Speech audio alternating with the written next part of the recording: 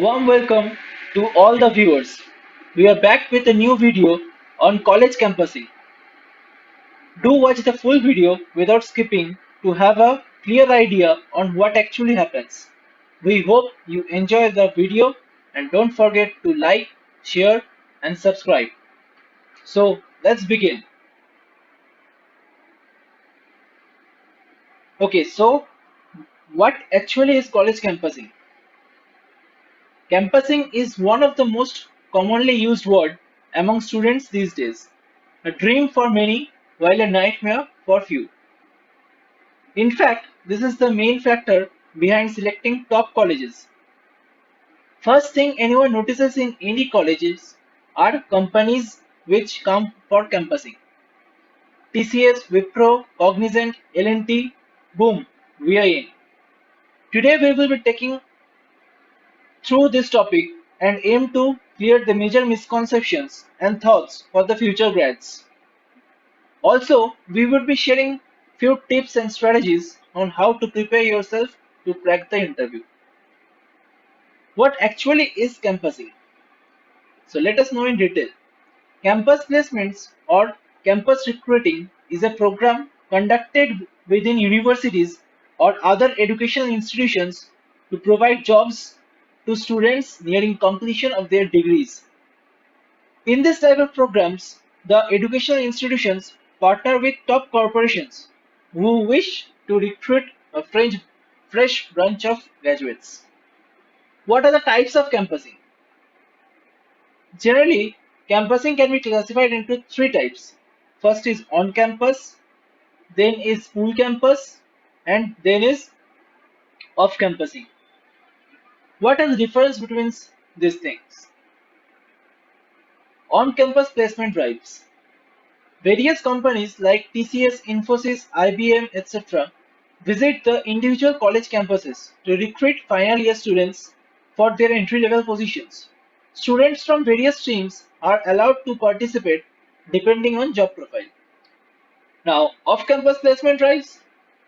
These are such drives where recruitment is conducted on a common place, that may be particular college or any place, where the students from various colleges assemble and together they sit for campus placement.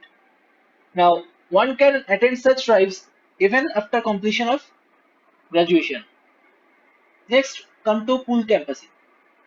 There's a term called pool placements coming under campus placements. It actually means if there are colleges under the affiliation of the same university, then students of all the colleges which fall under that university can attend the placement drives of the university in a particular allocated campus. So now you must have understood what is the major points of distinction between the three types of processes. It is just the competition level. In on-campus placements, you need to compete with your college peers only, whereas in the other two, there is a much more competition. Now we will come to the criterions which are required or which are preferred by most of the companies. First, the criteria for recruitment gradually differs from company and also according to the post of selection. Many a times, big companies recruit for various profiles from one college. Hence, the criteria for each profile has to be different. However, there are few things that are common among these processes. They are general eligibility criterion for most companies is 70% aggregate. That is your average percent score in all the semesters combined. However, some companies may demand 80% aggregate. So it is advisable to score at least 70% and above right from the first semester to guarantee yourself a spot in most of the campus drives. Another important thing is not having any active backlogs at the time of the placement session. You may have backlogs before that, but you must clear it before your final year. Some qualities that hiring managers also look for in their potential candidates are long-term potential, which means you have to serve the company for long time, not just for 1 year, 2 year. Then enthusiasm. Enthusiasm in the sense you have to be active The company can give you with any kind of work, but you have to succeed in that. And passion to work, problem solving skills. Obviously, well, while the company is recruiting you for such a great package, so you have to have a great problem solving skills to shine among the others. Then patience. Patience is a must while working as a corporate. You can't lose patience in small jobs. Then you cannot grow ahead in life. Ambition. Your ambition should always be towards the sky. You should not set a limit for yourself. Team player capabilities. That is, you should work as a team. No individual can succeed if they are working as single. You always need team support while you are working with others. And positive attitude. You need to have a positive attitude in all the aspects of your life. Then only can you be a better person. Now we will come to the general placement procedures for most of the colleges. First, it is introduction of the company. Like the pre or it can be defined as pre-placement talk. What happens in there, we will discuss it later. Then comes the aptitude test or the technical test. This basically depends on the profile. Then comes group discussion, applicable only for selected companies. Point to be noted is not all companies conduct GD, only a few does. Then comes interview, which may be technical or HR. Once again, it is profile based. Then we will see in detail about the processes. That is, first comes the pre-placement talk. This is where the representatives of the company talk about its history, accomplishments, major services or products, etc. The one thing you gain out of it is that you find out few crucial facts about the company which can help you in the interviews. Many interviewers deliberately ask questions about the company which were answered during the talk, but they may not be in their websites. So you need to pay attention to answer those questions. And if you do answer, it's obviously a brownie point or a cherry on the cake.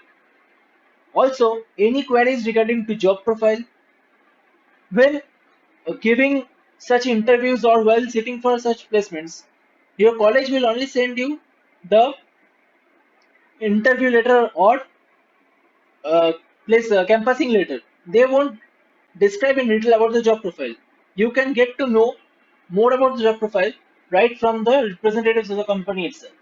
So if you have any queries regarding that, you can ask them and they will definitely answer. Then job location and other HR related things that are addressed. So for instance, if the company is offering an IT job, but you want to go only in the core election section, you can choose not to sit for the company. There may be service bonds as well for such companies like TCS and L&T have a 2-year bond. If you leave the job before the completion of the bond period, then you have to pay a fine. Some companies have no such bonds, and that is mostly preferred by students. Next comes aptitude test. Let me say you, this is the most crucial part of campus placements. Most of the companies just select candidates on the basis of aptitude test. When there will be a bulk level of interview, company representatives don't have enough time to judge each and every student. So what they do is they take aptitude tests and shortlist a few candidates, and from there they select the best. Aptitude tests may consist of basic problems in quantitative ability, that is simple maths from class 6 to 7 and up to class 10. Then logical reasoning. These questions are tricky, but they need to be answered properly. And verbal ability. These states are for completing or for better performance in aptitude test. You need to have lot of practice to successfully crack that. A catch here is that the test could be a simple one, but the cutoffs could be high or low, depending upon the number of students a company may want to hire. Some companies may have cutoffs in all sections, while some have no negative marking. So inquire beforehand before starting the test to have a better idea. Now, group discussion or GD in short. Not all companies take a GD, as I said earlier. However, you will find that many of the companies with high packages take a GD. Generally speaking, there will be a panel of three or so experts monitoring you throughout the duration ranges from approximately 20 to 30 minutes. Marks are awarded on the basis of your content and conduct. Content is the single most important factor in a GD. Once again, content is the single most important factor in a GD. Keep that in mind. Without content, you are nothing. Conduct through secondary content is also a vital parameter to judge you. What do you mean by conduct? Conduct means how you behave throughout the GD. There may be three or four persons sitting while taking a GD, but questions may be the topic will be given by only one, and the while you speak on the topic, the panelists sitting over there will judge you how you are reacting under pressure, how you are behaving, what is your capability, what is your potential. Just about anything can be given as a topic for a GD, or may it be political, social, abstract, and you will be given around 5 minutes to prepare for your points. More often than not, out of a group of 8, maximum 2 to 3 candidates are shortlisted. Now, how you will find the GD topics? You will easily get it by if you are searching it on the net, or you may have to look out for current affairs while you are setting for the GD, and those topics may come. Also, there are some common topics which you will find if you Google it. Then comes interview, which is the decider. What actually happens? A personal interview is the last leg of selection process. Usually, the companies have one interview in which they ask technical as well as HR questions. However, there may be separate interviews as well. The best strategy to ace these questions is to prepare your curriculum. Courses pertaining to the job profile. That means if you're sitting for an IT company, you need to have enough knowledge about IT related courses. If you're sitting for a mechanical company, then you will need to have enough knowledge about mechanical courses, and etc. for the others. Most of the profiles are IT related, so brushing up on the computer language is a wise move. Now, this is the most important part in today's company, as in a engineering college point of view, out of 10 companies, 6 companies have IT related profiles. So the most important thing is to learn coding. Also for non-IT students, if you are learning coding throughout your course, then it's a boon for you. You can also sit for IT-led companies as well as core companies. Usually basic fundamentals are addressed in an interview, although there might be interviewers who would like to ask open-ended questions like puzzles. One should remember that in such questions, the focus is on the approach rather than the correct answer. That means how you are reacting to the question, how capable you are for critical situations in the company. How now? Coming to the most important point or the most asked point, how to prepare for this kind of placements. Well, here we have sorted out a few tips and strategies on how to prepare for your campus placements. First comes the aptitude test. So how we will prepare for the aptitude test? Know what you are being tested for. Generally, aptitude test and skill assessment exercises cover the following areas: communication skills, generally English, logical reasoning, quantitative ability, domain knowledge. Then gather opinions. Practice a lot. This is the main thing. In each and everything, to make yourself perfect, you need to practice a lot. Work on core subjects equally. Now, just by doing the quantitative ability and logical reasoning, you won't be able to get through the aptitude test. There are some companies who conduct aptitude tests in sections. That is, you have a section of technical as well, which needs to then, in such cases, you need to have a good and clear knowledge in your technical subjects as well. Take feedback seriously. What do you mean by feedback? Feedback actually means over here is if you're giving some tests in your private coaching, or there are many websites which conduct practice tests and mock tests, so they are also give feedback after you are finishing up with the test.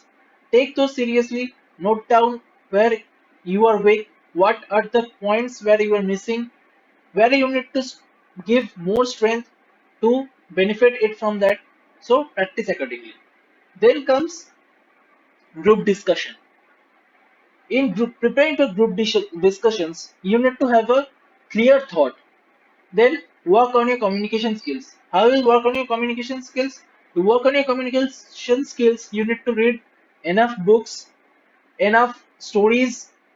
You can hear songs as well, watch English movies, but keep in mind without subtitles. Addresses issue in a comprehension. What does that mean? In a comprehension, there, if you read a comprehension properly, then you will see there are lots of issues given there. So you have to address that issue quite well. Like if you are given a situation, then you have to come out with a solution. Then search the web for common GD topics. You will get plenty of GD topics which are common. And actually they ask that. And current affairs, obviously current affairs is a vital thing. Then comes PI or panel interview. For this, you need to have once again a clear thought about the subjects, about yourself to work on interview preparation tips. We will give you lots of tips. There are other websites, other videos channels which gives tips on preparation for quick preparation rather for your campus placements. Follow them.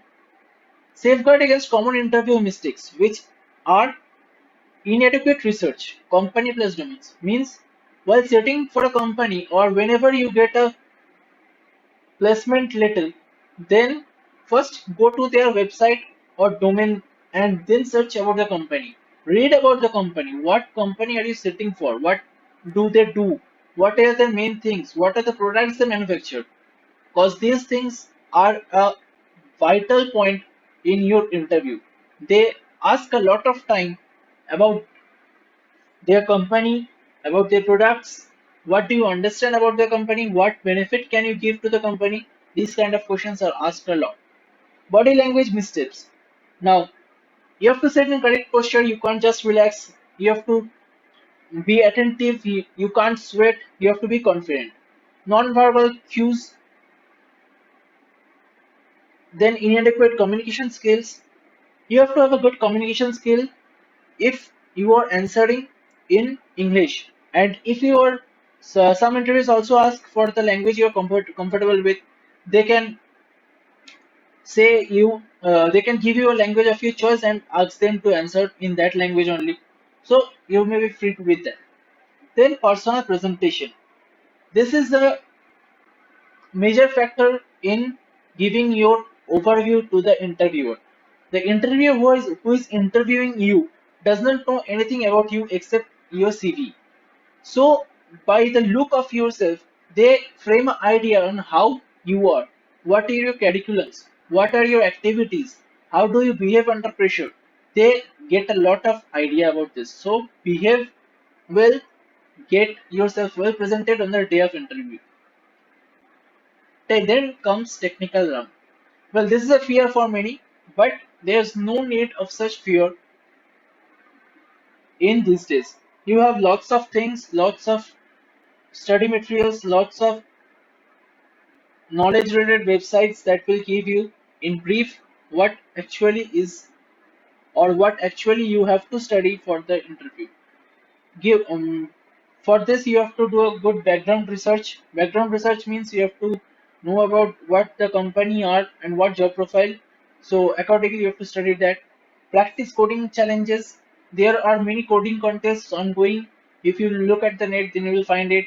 Also in your college, they also in many colleges organize coding fests where students compete for coding and they are rewarded. So if you are a IT student or IT background student, then practice coding, take part in those coding challenges. Prep your interview strengths. Every person has strengths and weaknesses. So ignoring the weakness, work on your strengths so that you get the better out of yourself. And last but not the least, how to prepare for HR round, the final round in a campus. Well, preparing for common interview questions, there are many interview questions that are common and that are asked in almost all the interview you will sit for. You can get available on the net, or if you comment, we can also make a list of common questions for you all. Then keep your things in order, ready up with yourself with all the important documents, be it your ID proofs, be your results, and CV. Obviously, a CV is a must, and properly written CV. There are many professional writers who write CV and they charge for it, but one thing can be guaranteed that if you write CV from there, then you have a better chance a step ahead of others. Remember one thing, CV is the main thing or the first thing that attracts you or that attracts the interviewer towards you. Now maintain a positive attitude. Maintain a positive attitude. You have to always maintain a positive attitude while giving the interview. Speak up with confidence. Whatever you're saying, say it with confidence. Show the confidence you have to the interviewer. And remember, you are the one. Never disrespect yourself or think that no, I cannot crack this. Always believe in yourself and always think that yes, I can do it. And a few add ons, give serious thought to your hard and soft skills. Don't only work on your technical or keep logical or anything. Also, give thought to your soft skills, how you speak. If try practicing in front of the mirror or with your friends or at home, then think about your top accomplishments. Don't keep yourself down. Always have higher expectations, higher goals, and always aim for the high. Think about the accomplishments you have which make yourself proud. Invest some time and work with a career coach. You have lots of guides. There are some guides of on career privately available. You can contact them, spend time with them, and work with them on how to go ahead with your life and what next to do. And put yourself in the interviewer's shoes. Always think yourself uh, in respect to the person you are sitting opposite with. Manage your stress. Don't be stressed. Keep it simple. Keep it stress. Picture yourself in the job. Always think that you are getting the job. Some referrals are here are a few suggestions on how to practice. Take practice tests weekly or monthly. Take help from books for aptitude, reasoning, and technical questions. You can get yourself a handbook on your course, which are easily available in many shops nowadays. And last but not the least, follow us for free guidance, and also you can contact us for detailed classes. Thank you. That's it for today.